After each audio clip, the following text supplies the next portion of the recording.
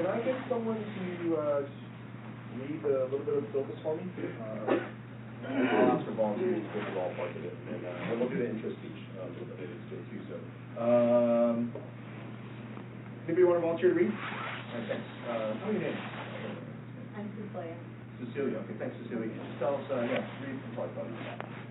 Instructor Peter Lee. Nice to meet you, don't you?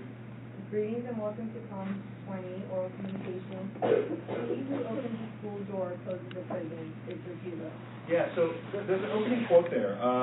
Cecilia, do you know who Victor Hugo is? I guess first. I have it already. Okay. Anybody know Victor? You actually do, because once I tell you what you did, you'll be like, oh, I know who that is. Yeah, you raise your hand then. Yeah, he's French author. Yeah. He's a French writer. His most famous work was called French Phrase. You all know it though.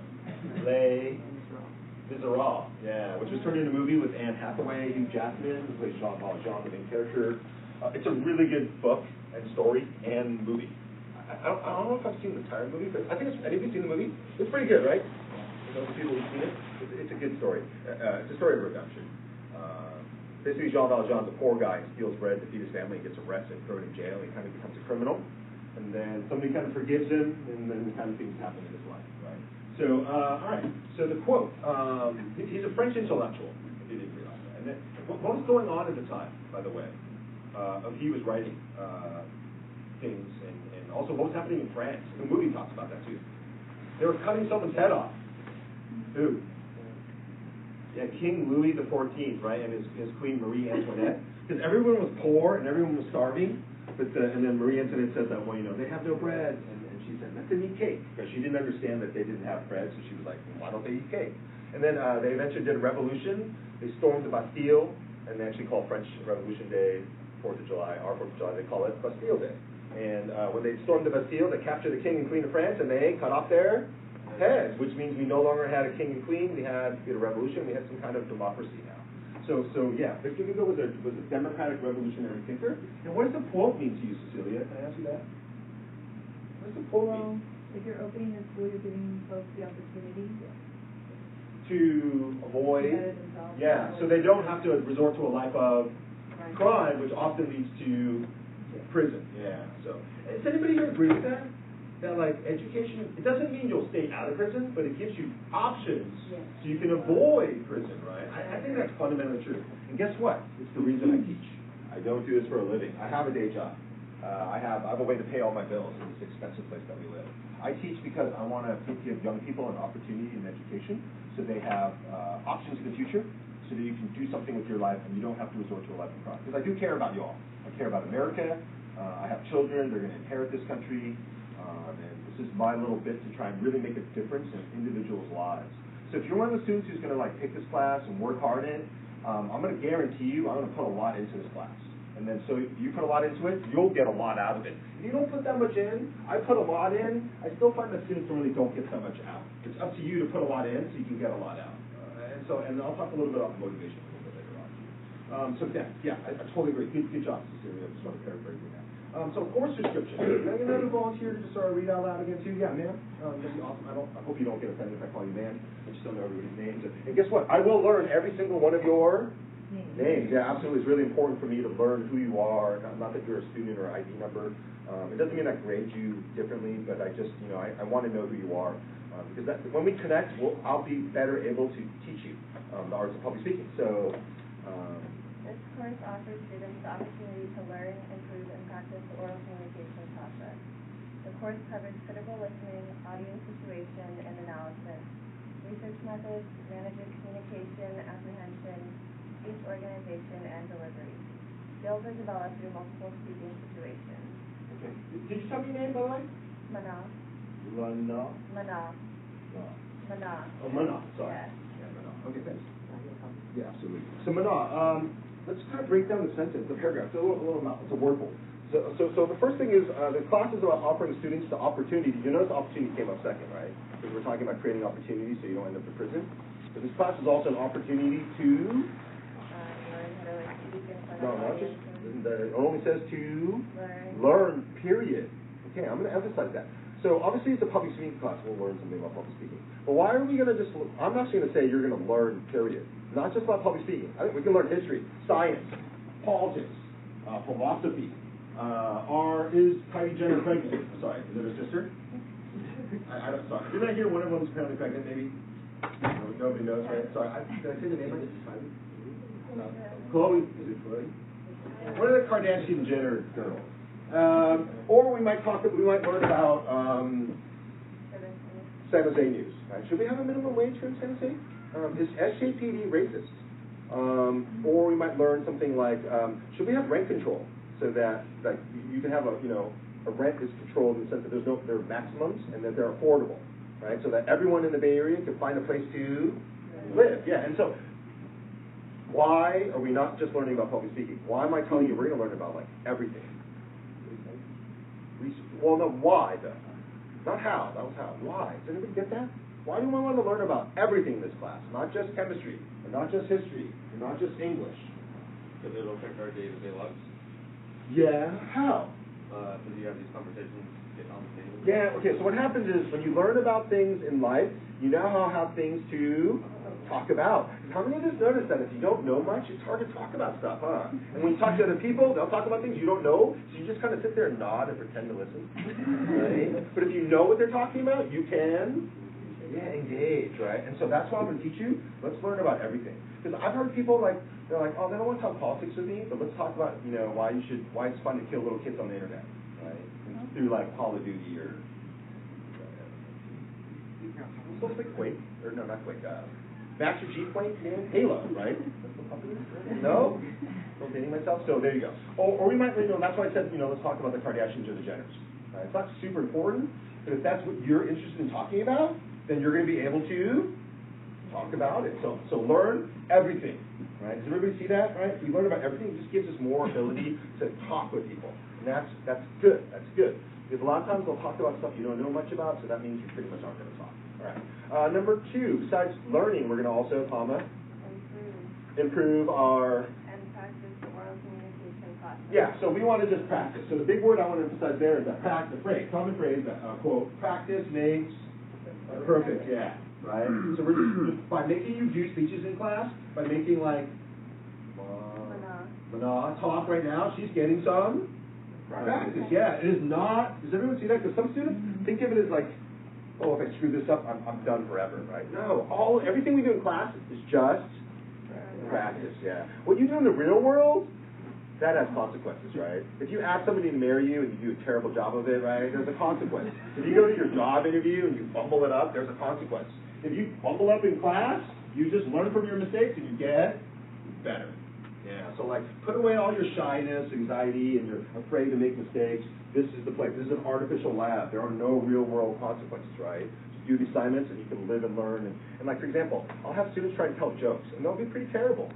But after they practice a few times in class, they can actually go into the club or the bar, and they can try telling some of their jokes on other people, and they're like, it can work. And it's because you did a little practice in our artificial lab. Where when you tell a joke, we don't take pictures of you and say you failed, you suck, right? We actually just support you. And we tell you, do it again, try it again. Does everyone see that? Right? Because we don't, in the real world, where do we ever do that? It's pretty rare, huh? So I'm trying to tell you, take advantage of the opportunity again. Third time I mentioned that word in class, right?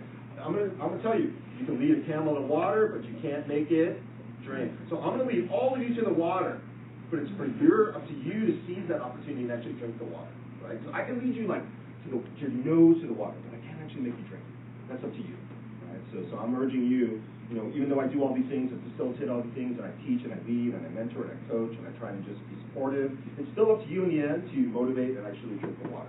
But I'm going to do my best to lead you and actually push you, kick you a little bit. In the end, only you need to decide to drink the water. All right. So, and then all this course covers critical listening. So that's the ability to listen to people, but don't believe everything you hear. And don't even believe everything you see. And don't believe everything you read. Yeah. How many of us started to learn that, huh? Anybody remember stuff from elementary school that's a complete, utter lie now? Like Santa Claus, or the Tooth Fairy? Or I learned about the 4 food groups, and now it's some stupid pyramid. I was like, what the fuck happened to Like, because they told us in school, that was like the truth, huh? And as a little kid, you're like eating it up. That's the truth. And I was also told there are 9 planets in the full solar system. Then I read that there's 8 because Pluto doesn't count anymore. But then they were like, oh, it's a dwarf planet, maybe it counts. And now we have 8.5. And I'm just like, does everybody see what I'm talking about, man? You can't believe everything you read. And then, you know, you have an agenda from the president. He's basically trying to do, sometimes I think, a false agenda, right? And you got a critical thinker learns to just say, okay, I don't believe everything he's telling me, right? So there you go. And by the way, I will bash on President Trump a little bit. It's nothing personal. It's not even his politics. Does anybody know why I don't like him? It's because, what is this class? Public speaking, yeah. And I think he's actually a decent public speaker. He's got a lot of experience, right? So which is practice makes perfect. So what do you think I dislike Donald? It's politics. Because in public speaking, one of the things I'm going to try and teach you is to do research and to have facts. Yeah, and he doesn't do research. He pretty much does alternative facts, and then just calls your real truth fake news. And he's a bully, and he uses racism and money and white privilege to basically bash people down. Women, gay people, and minorities, especially Mexicans, right? You're all, quote him, rapists, and I don't know what else. And he wants to build a wall around his stupidest idea ever, right? So that's why I really dislike him. I'm going to bash him. Just because he's kind of the opposite of what I teach in this class. Right? That I want you to hear research, come up with facts, and let's talk about the truth. You know, don't just pretend that climate change isn't happening. Right? You also saw that, what else did they do today to sort of pro climate change?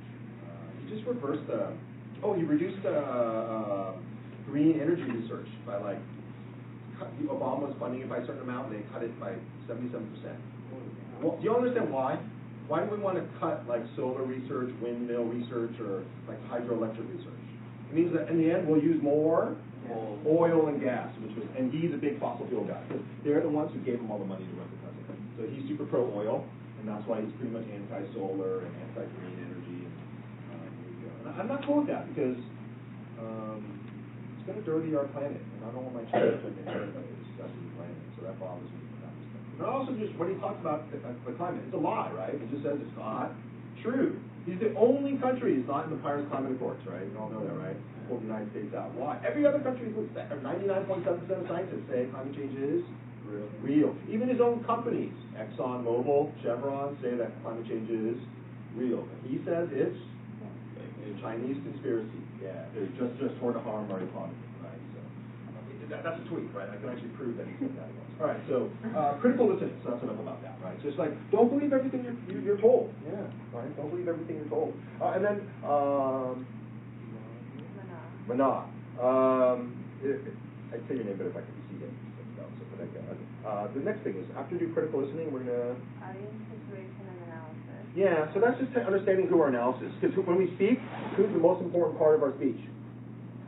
The audience, yeah. I mean, because without an audience, you don't have a speech, right? You're just talking to yourself. So we're gonna talk a lot about how to make sure your speech fits the audience. I'll give you a good example. I already swore. Why? Did I say fuck? What did I say? Shit? Asshole? Oh, I'm sorry. Yeah. I'm saying a lot of things. Why? You don't understand that? Because your audience you're all, first of all, legally you're all adults. Yeah, right. If you're a minor, you couldn't swear. I'm not going to jail for that. So my lip, right? But you're adults. You're college students. Do college students swear? Yeah. So do you understand how with this audience, I think that's okay. But with different audiences, I would change my language up completely. If you're children or if you're all senior citizens, right? No swearing there either. And so one rule I'm going to teach you is just always trying to adapt your speech to the audience, right? Adapt your speech to the audience. Here's another good example. Let's say I'm a hot woman and my audience was all dudes. What would I want to do if I wanted to be a good speaker? Does everyone see? What am I talking about there? That it's okay to use S-E-X. Yeah, visual aids are good too. I love cleavage. I'm not a sexist though. I've been accused of being a sexist, but I'll show you that. I'll prove to you actually I'm quite a feminist. We'll talk about how the audience. Yeah.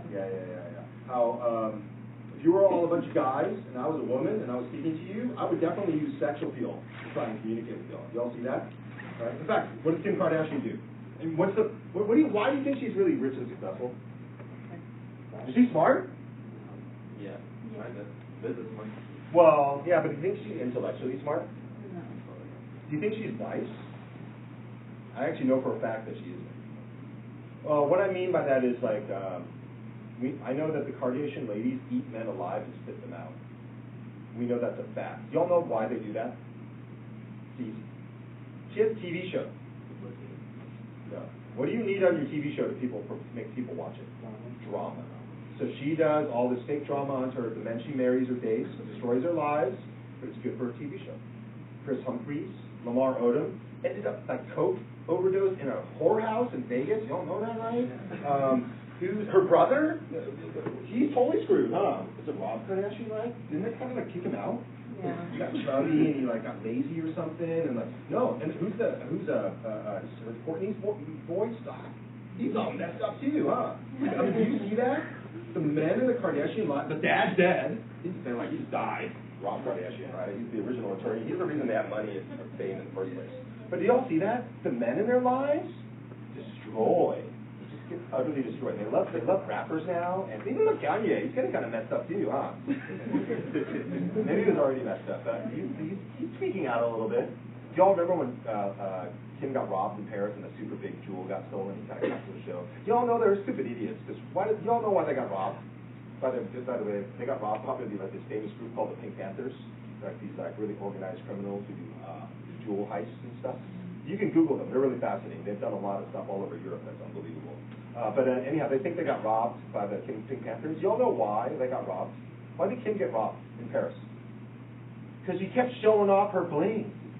Yes, yeah, and they just said, "No, bitch, we're gonna steal that shit." I'm not saying that to her. I'm kind of quoting the bad guys. You get that? No, because if you're rich, you really should never flaunt it. It only brings bad attention, right? But that's the nouveau rich. They're like, I'm badass. Look at me, right? The old money's always like, don't look at me. I don't even want to know anybody, right? Because they're worried that you're going to try to manipulate and exploit them. I can give you an example. How many shop at Trader Joe's? A lot of us. Do you know who Trader Joe's? Do you know who owns Trader Joe's? It's a really successful company.